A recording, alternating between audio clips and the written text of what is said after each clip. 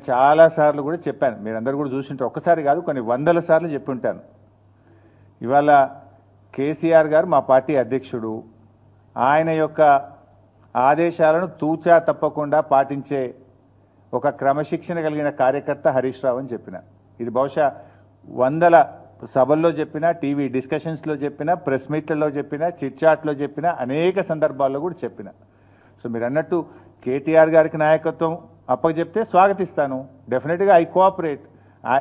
ఒక కార్యకర్తగా హరీష్ రావు పార్టీ నిర్ణయాన్ని, కేసీఆర్ నిర్ణయాన్ని ఎప్పుడైనా శిరసా వహిస్తాడు తప్ప గీత దాటే వ్యక్తి కాదు.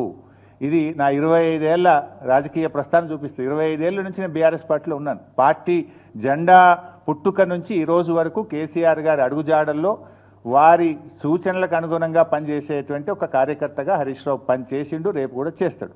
Thank you.